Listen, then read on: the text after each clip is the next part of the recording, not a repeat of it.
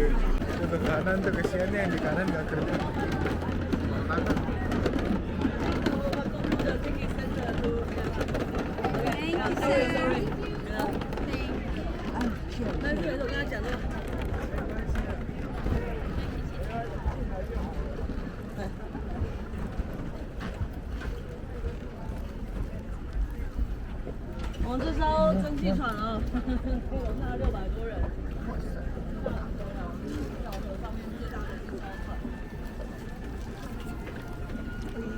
Cari kursi Bel.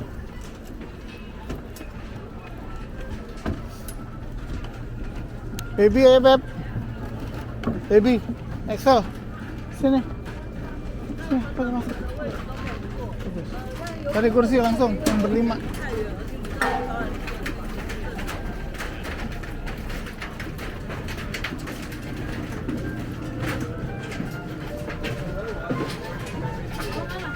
Cari kursi dulu aja. Yang berlima. Yang di bawah AC. Udah berdua mencar nggak apa-apa deh. Berdua aja deh. Terus itu belakang ada bertiga harus dua, yuk. Itu tuh ada yang kanan bertiga. Bertiga harus dua. Itu berempat. Baby. Ya udah. Enakan sini ya. Ya udah juga. Surprise! That's how we get through our long winters, because we know our summers are going to be absolutely beautiful.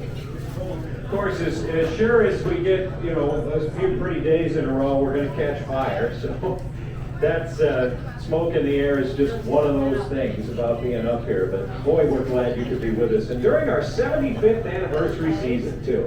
Special year for us. And having you apart. So Hayden's going to show us how to use the life jackets that we have located throughout the boat today. You just slip that orange style life jacket over your head, wrap the tether behind your back, and clip it in the front. Thanks, Hayden. Okay, well, it looks like we've got all of our passengers aboard, so in just a few moments we're going to be casting off our lines, and then we'll turn around and head downstream. So please feel free to grab a cup of coffee and a donut, and we'll talk to you a little bit later on. All right, thank you, Captain. And one of her first responsibilities today is going to be to blow on our big whistle and let everybody know that we're coming. I want to warn you, especially if you're on the top deck behind the wheelhouse, that the whistle is not subtle. So I'll give you a heads up when it's about to go off, so we won't startle anybody. In the meantime, draw your attention to that big blue and white sign over to the right. This is Binkley and Barrington Navigation, because that's our tribute to Charlie Binkley, who came here in 1898 for the top, pump the water out, and it all comes up like a big freight elevator. That's the Coast Guard inspection every 5 years. Discovery 2 over here was also recycled by Jim. She was the last stern wheeler to ever run freight on the Yukon and Panama rivers to the late 1960s, when she got scrapped. But Jim saved her from being destroyed and converted her to passenger service. She's been Discovery 2 ever since 1971. And then, as I'm sure you already figured out, just downstream is the original Discovery 1, as we call her now. Jim built that one from scratch right out in his backyard, 1955. She's still licensed to go out and carry 150 people. And you'll notice each Riverboat Discovery has a big orange paddle wheel on the back. And I want to assure you, it's not there for decoration. That's our propulsion system. You're in the real thing here today. All of our movement forward and back is created by that wheel churning in the river. There's 5 big rudders back there for steering. We weigh 280 tons. We only need about 39 inches of water. That's why the life jacket drill doesn't take very long. In fact, I don't even know why they make them have them. Why we have to have them on the top, do they? Oh no, we're sinking! It's over. Just put your life vest on and walk to shore. You're not even gonna go out. Celine Dion's not gonna show up and sing about it. Just. In fact, if you're over 39 inches tall, we might ask you to get out and push. We're gonna be all right. And before we get too far from Discovery 1, let's look at the TV for just a second. And on that subject, let's get oriented for just a sec, because I'm assuming you all figured out that Alaska is not a little island southwest of California like you always see in the here. I've been in Alaska my whole life. I have trick-or-treated at 27 below. I don't know if you have any idea how long it takes to thaw a Tootsie Roll. It's good. Josh! He's on the monitor and on the third deck. 5 years experience on the boat, and he's a junior now at Patrick Henry College in Virginia studying pre-law, where he also happens to be the captain of his boat and a fourth-generation dog mother. So I imagine you collect some stories to tell there. Dion, good to have you on board today.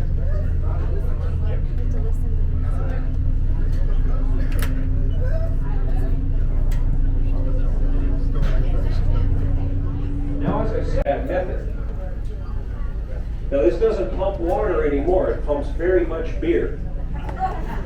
But it's on the National Register of Historic Places for its role in the mining era. And then all that water they took out of the Chinook would flow right back down into it through Little Cripple Creek, Alaska, ahead of us and to the right. Now, I know that creek doesn't really look like much. You can see it on the monitor, too. But we don't point it out for its scenic value. That's the richest gold-bearing stream in the history of the entire state. $100 million worth of gold when it was only $18 to $24 an ounce. Today, that would be a $15.6 billion haul.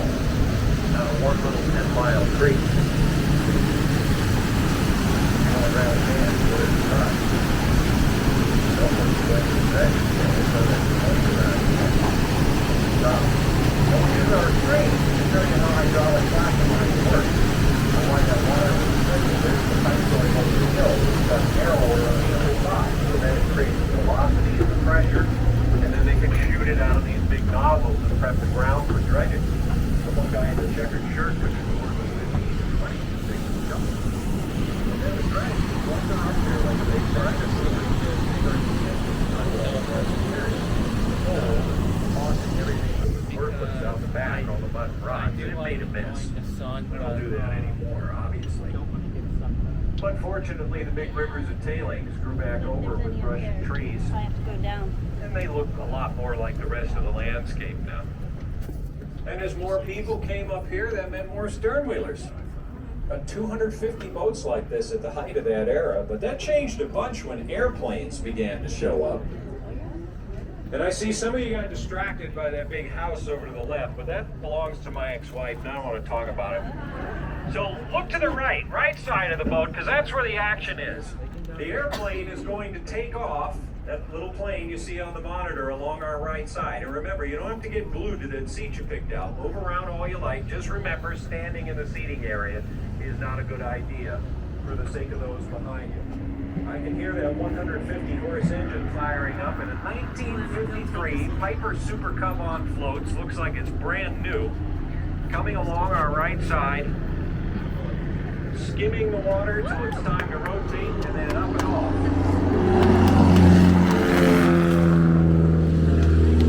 And that's how easy that is.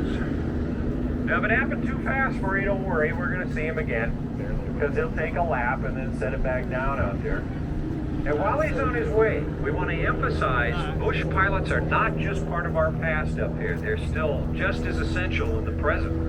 Because little villages get surrounded by snow and ice way out there, and the only way in or out is a plane like this on skis. And it's not just a job to these pilots either. They get to know the people they serve. One of my favorite stories out of the 1950s like that, a guy flew around over a hilltop that had a family living on it with two little girls who loved ice cream. And it would have taken that family hours to get off that hill all the way down to the valley. So every time he would fly that route, he would take ice cream in the plane, and when he got over the homestead, drop it out the window with a big red ribbon attached, so they could watch the package float right down the hill.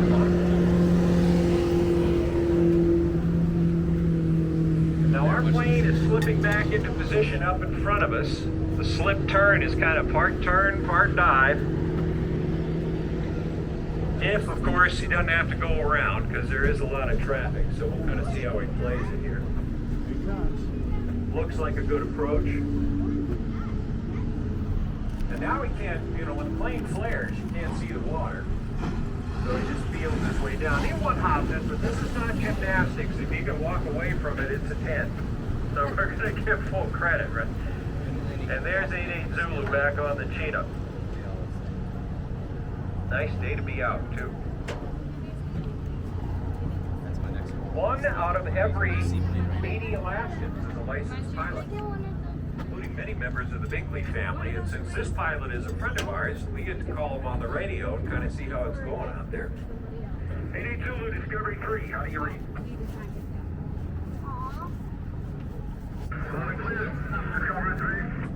All right, good copy on our end, and boy, it seems just like a go. You really can't blame him.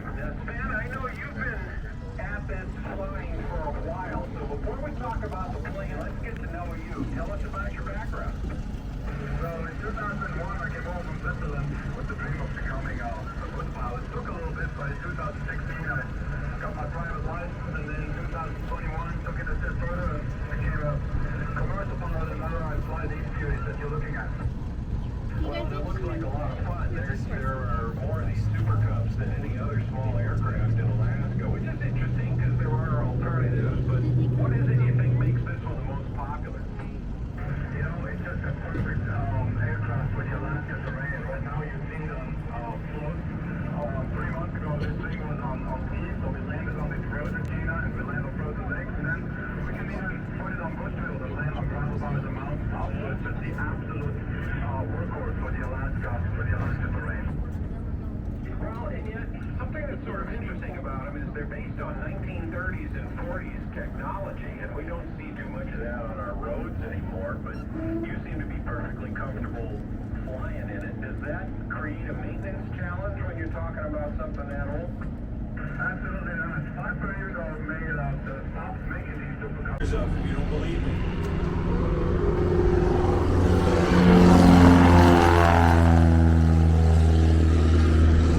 That wing wag is for you, by the way. That's how they wave to you. Piper first started making those, they figured they were going to be trainers. That's all they planned to do with it, was teach people to fly.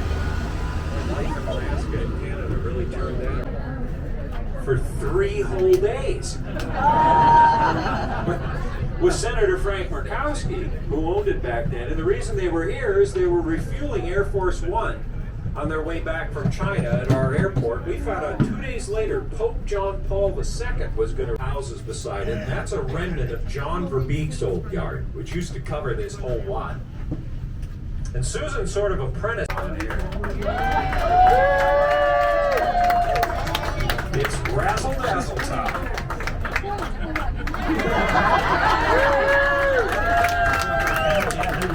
Hey, if you knew hundreds of people were going to come by your backyard every day, you'd shake what your mama gave you too.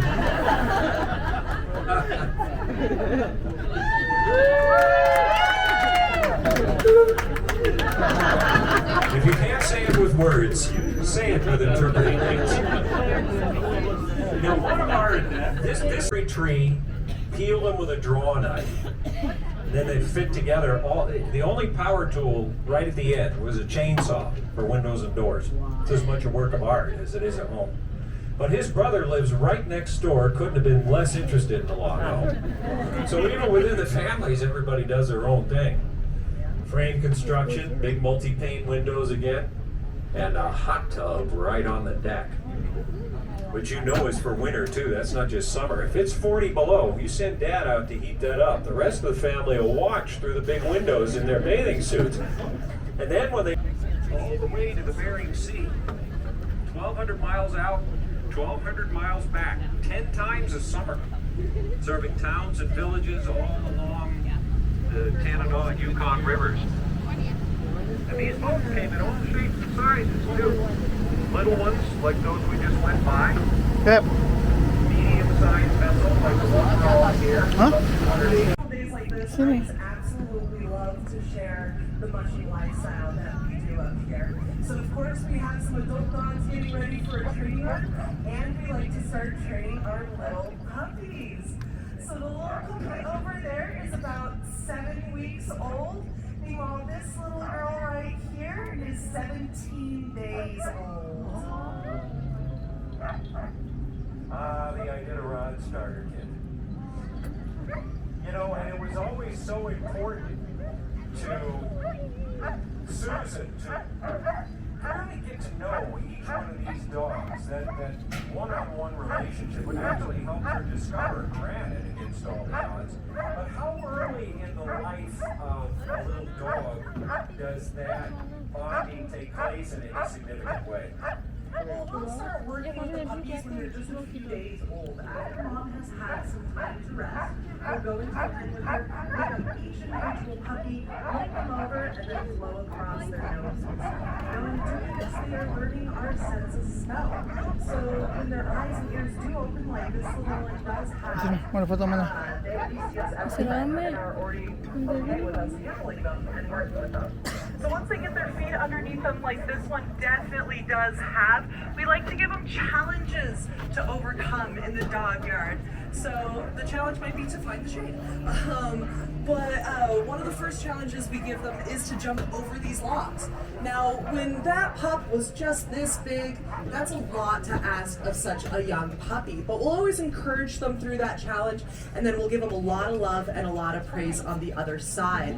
Now, in doing this, they are learning a couple of things. First of all, they're learning that I will never ask them to do anything that they are not capable of. And the other thing they learn is that if it does get tough out there, if there is a challenge that looks impossible, we will work together as a team to overcome it. It's a very strong trust and be trusted bond that we have with our dogs, which is what Susan really did believe in.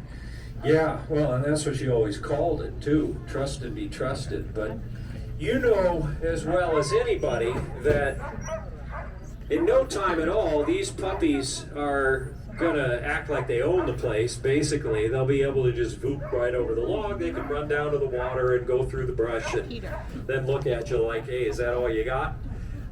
But they'll still be way too small to put into harness at that point. So how are you gonna bridge that gap?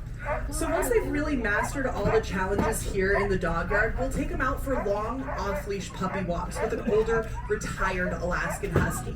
Now that retiree will run through the trees and through the bushes and the brambles, and the puppies will follow. So they're running through all these things that the pups might see as a obstacle, but they see that older dog doing it, so they believe they can do it too. So that older dog is really helping build the confidence of those puppies, which is really important when it comes to getting them into the harness for the very first time.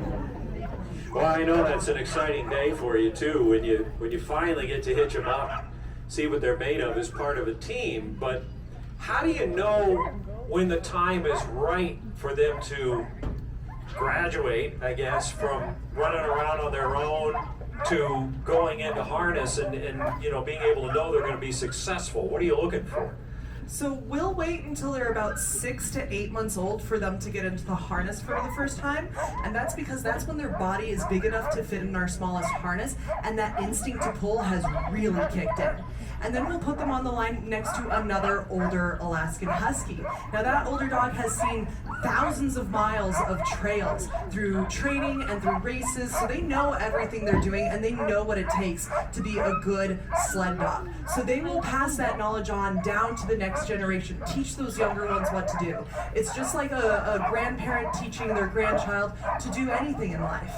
So, because I can run my dogs as much as I want, but I can't speak Alaskan Husky like an Alaskan Husky can. No, I suppose not. I don't speak it either, but if I had to guess what this bunch behind you was saying, it would be, can we please go out for the run now? So as they get hitched up for some exercise, can you just put any dog anywhere in that team, or do they have to specialize and learn a role? Every dog will have a specialized set of skills based on where they are in the team. So they all have different jobs. So the two up in front are called the lead dogs. Their job is to listen to my left and right commands. So G for right and haw for left. Directly behind them, we have our swing dogs. And swing dogs are actually backup lead dogs or lead dogs in training. So if there's a puppy that is showing promise of lead, I'll actually put them in swing first to see how they react to my voice.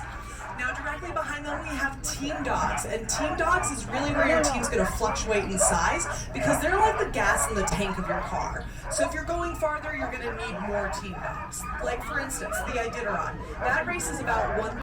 So you can always check your screen. The lead dogs set the pace, the rest of the team falls in behind. All the dogs back here freaking out. Pick me out, how to go. Don't worry though, they'll get their chance, and you can use. I am actually pressing the brake right now, so I can have more control over the four-wheeler. But just like any trainer, I'm actually looking at my dogs more than I'm looking at the trail. I'm paying attention to their body language as well as looking at their tug lines, because that's how really they're communicating to me. To see the athleticism of Alaskan Huskies, because they know they're on the homeward stretch, so they're going to kick it into high gear if they're trying to pass any team that could possibly be in front of them. But these guys are looking to get back to the yard to go for a flip, so I'll talk to you when I'm back there. All right, kicking up some dust out there today. And the next is like the team about to pop back into view right there. You can pet the dogs on the head if they come up to you. Ask the mushers questions, get all the pictures you want. There's a beautiful bronze statue of the great lead dog Granite at the village too. Now look in the front yard over to the right by the veterinary barn, because that's where the team's going to come back in. And even on a warm day, they're still making good time. So I hope the wool command works. See you. And nicely done, Katrina. Thank you, everyone. But let's be honest, it's the dogs that really deserve all that praise. Now, no matter how long or how short the run is, we always go up and down the line, thank every dog for doing their job. And of course, after a run on a hot day, everybody likes to go for a swim. I was just like that in seventh grade. Get out of track practice and do the village, and some of your crew be bringing dogs, which is always delightful to see them up close and learn about them. And then a statue of Granite given to Susan and David to commemorate Granite's career. But that's not the only way he's been immortalized, because there's also the book about him that they wrote. And I'm hoping that emphasizing again how nothing goes to waste in Alaska Native culture. A time of good hunting brings your family meat for food, hides for clothing and shelter, gut, bone, sinew, antlers, all of it. Whatever you don't eat, you make something out of.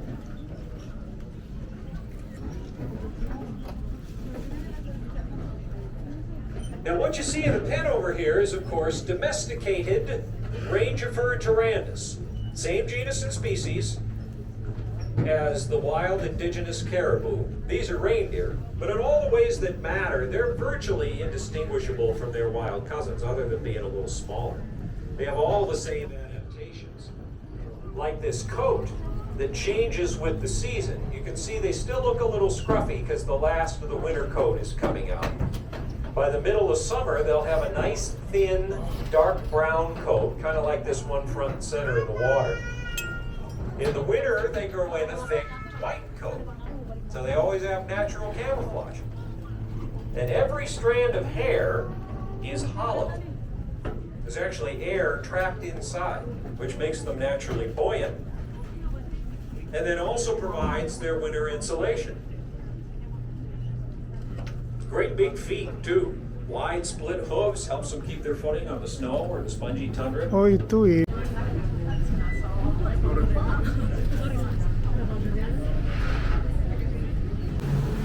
then the Army Corps of Engineers built the Chena River Flood Control Facility. So now, if the Chena gets too high, there's this great big gate that they can shut, which will divert the Chena still into the Tanana, but a different spot about 25 miles upstream. However, the centerpiece of many Athabascan fish camps is this quintessential fish catching machine you see right here. Now, this machine would allow families to catch enough salmon to support their families and dog teams during the winter months. Now, back on shore, these canvas wall tents is where we stay each summer. And closer to me are the outdoor air drying racks. This is where we hang our salmon before it goes into the smokehouse, which is a large permanent structure you see behind me. The smokehouse is the key to turning the salmon into a lightweight, dehydrated, fully preserved food source.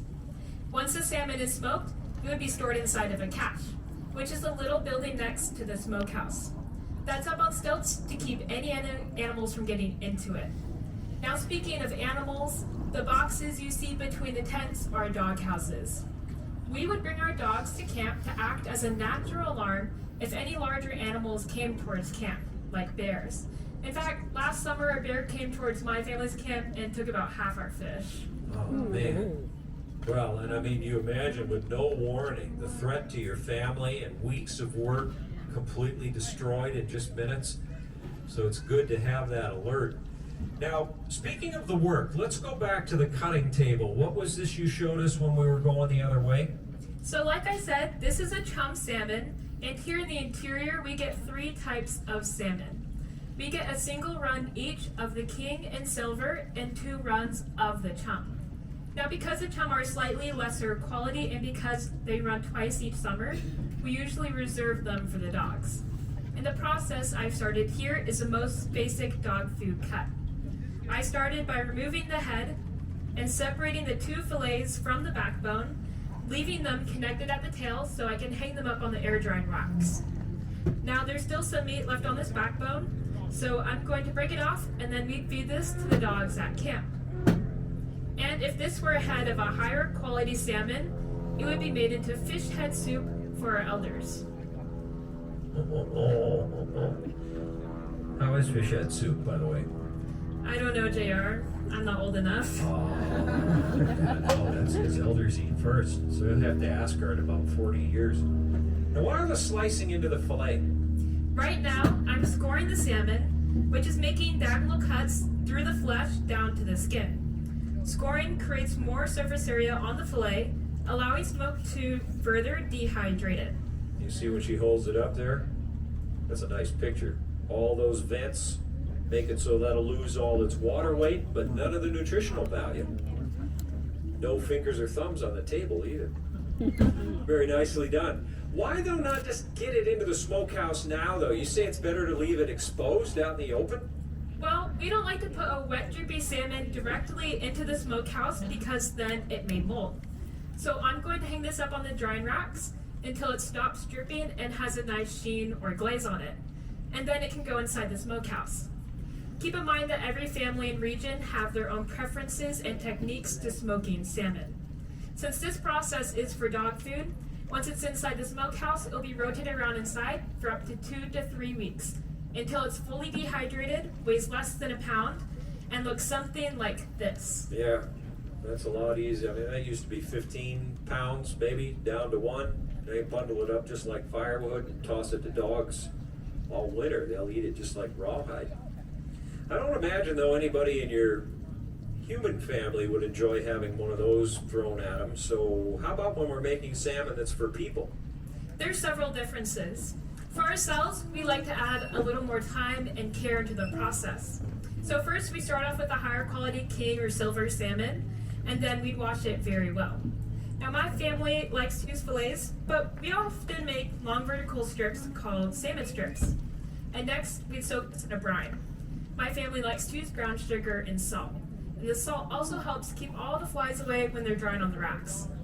So once we soak it in the brine, we'll then hang it up on the racks and then it'll go inside the smokehouse. But it'll be in there for a much shorter amount of time than for the dogs. Maybe just a few days, and so it has a much softer texture. Finally, we like to use a different wood to smoke our salmon. We like to use alder cottonwood because they have a sweeter taste. For the dogs, we use spruce or driftwood, whatever really, because they're not picky. No, never seen that be a problem. Want to remember those good recipes of yours for later, especially that alder smoke. And while we make our way up to the mooring area here, Annette, could you tell us a little more about what the village experience is about? Well, your guides and I are excited to show you around the village and introduce you to our culture. This village is a replica of the original Chena village Captain Jim visited while running freight. When the Chena village beach became inaccessible by boat, it largely ceased to exist. So Captain Jim and his family created this living museum you see here. This village contains some 100-year-old cabins and also many artifacts that are carefully relocated here from the original site. All of those replicated cabins were built by hand by native craftspeople using the traditional tools and methods, such as the post office you see right here. Now you can't really mail anything from there, but you can find the statue of granite out front, and that's where you can get your book signed in about half an hour. Yeah, that's where Katrina will be. She'll have plenty of books on shore, so if you didn't see one on the boat, don't worry. You can do that part all at once. As far as the tour, though, Annette, are we going to do that right with you today, or just kind of wander around on our own? Well, both. So when you folks get on shore, we'll divide you into groups and take you around 3 different stops. Ke sini. 1, 2, 3. 1, 2, 3. Sekali lagi. 1, 2, 3. Oh. Bel. 1, 2, nguap. 1, 2, 3. 1, 2, 3. 1, 2, 3. 1, 2, 3. Ya, ya. Tuh, ini emang banyak, Beb, bunga-bunga gini.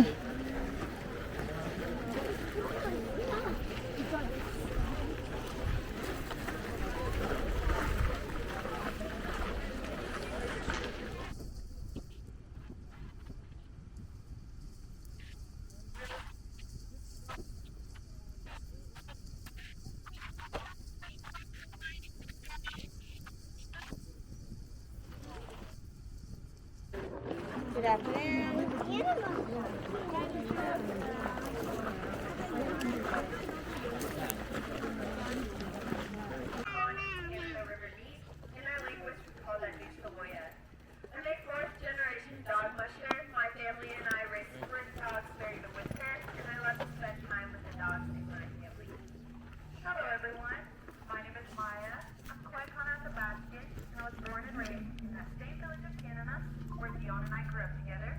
We recently graduated, and we are currently attending our local university here in Fairbanks to get our start in the medical field. And we accept any appreciation and gratitude you may show us.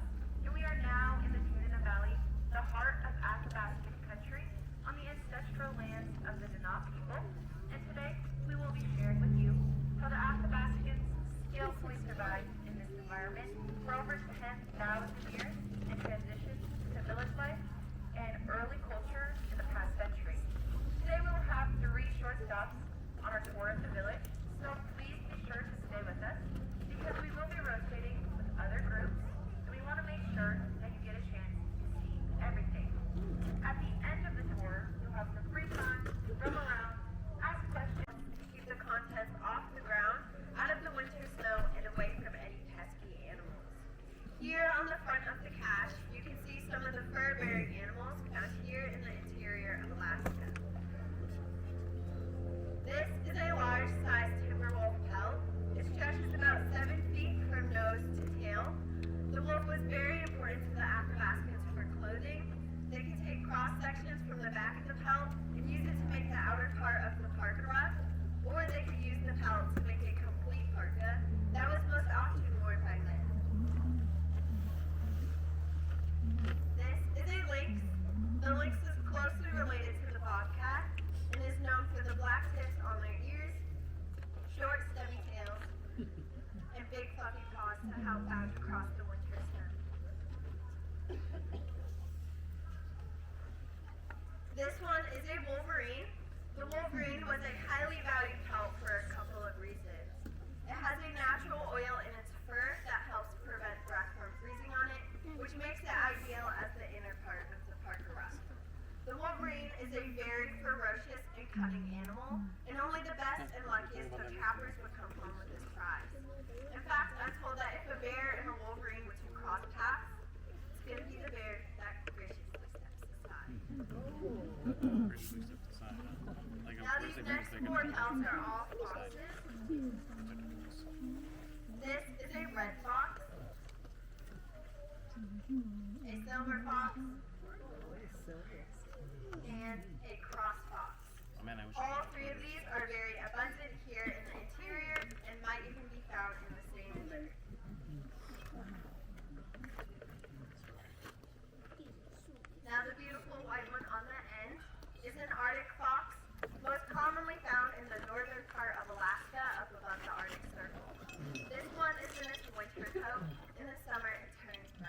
Now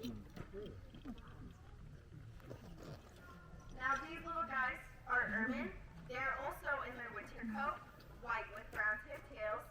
In the summer they also turn brown, but then we just call them weasels. But here in Alaska we do have another nickname for them. But first I have to ask, is anyone visiting from Texas today? Welcome to the big state of Alaska. We're playfully calling these guys our Texas-sized polar bears.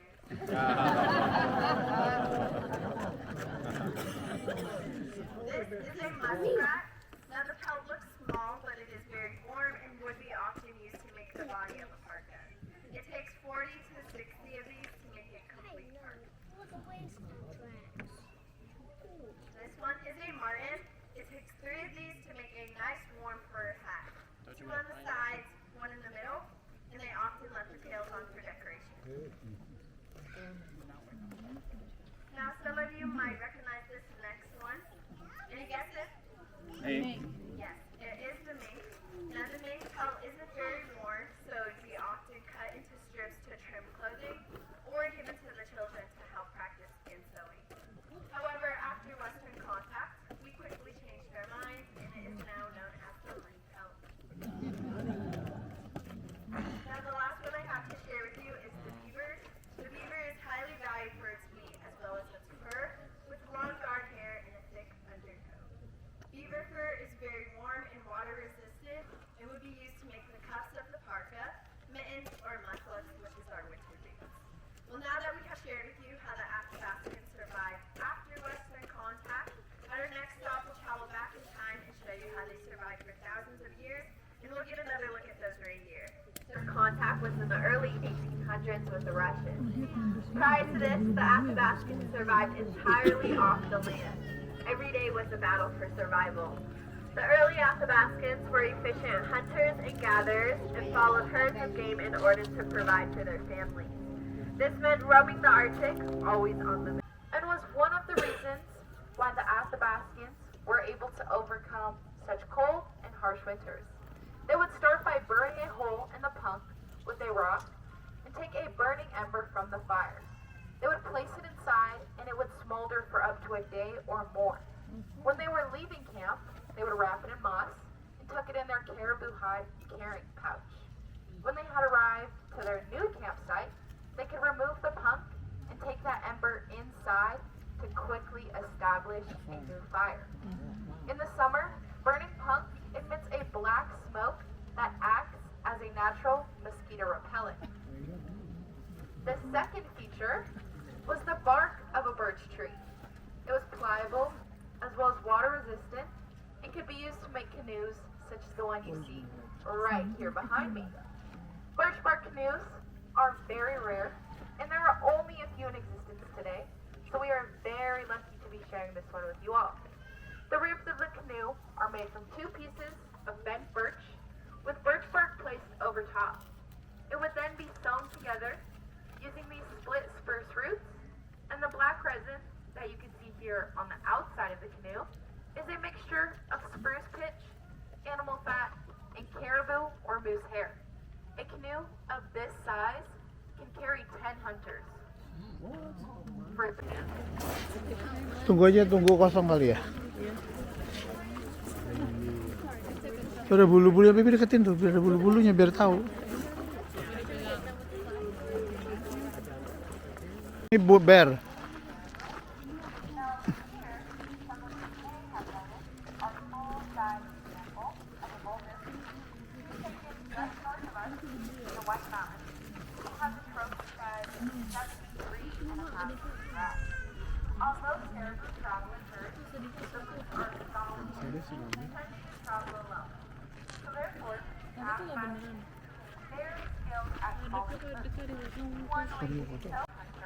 The animal would impale itself on the end of that spear. Then all the brave hunter had to do was roll out from underneath a heavy falling animal. But once the meat was processed, the hide would be used for shelter, clothing, and lashes. They would start by scraping all of the flesh and fur using sharpened shin bones from a moose and a caribou. Once they had the outer part of the carcass, timber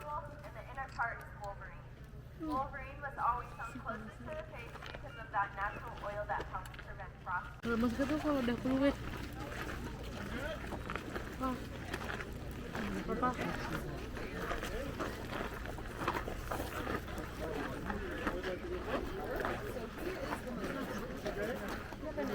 Enggak, kita kan nggak mau beli. Kita nggak usah pakai. Ini udah salmon beneran bisa dimakan. Ini udah jadi kayak gini. Jadi beef jerky, salmon jerky. Nah tuh, ini salmon jerky. Ini salmon jerky jadi kayak gini.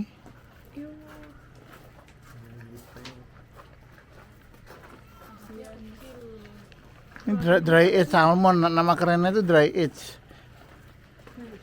Coba lihat sana. Potongannya betul. Ini masih fresh lah tuh. Mau diambil nggak? Nanti pas di rumah. Ya ampun. Kasihan. Ini buat anjing-anjingnya. Nih. Tuh. Enak. Ini kan abis dipotong di sini dulu biar kering cairannya sampai nggak ada tetes-netes, baru masuk ke rumah asap itu. Setelah dipotong ke sini dulu. Ini beneran kok jadi coklat sih?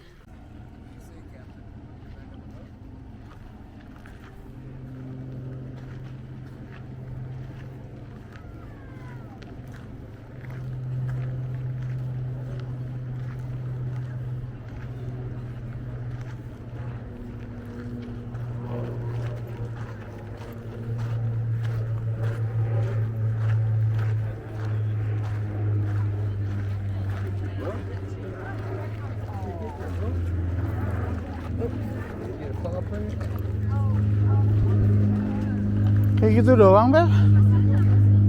Itu buku foto tahu. Katanya ada gambar muka.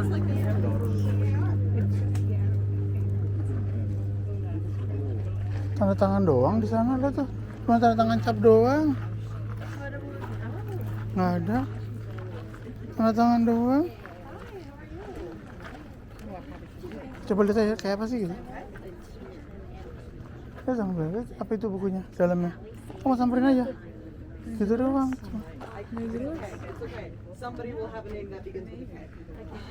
Cuma tanda tangan doang. Nggak jelas? Nggak kayak dapet kayak nggak jelas. Tuh lihat. Tuh bear cuman buku habis itu tanda tangan. Lo cuman cap bear doang.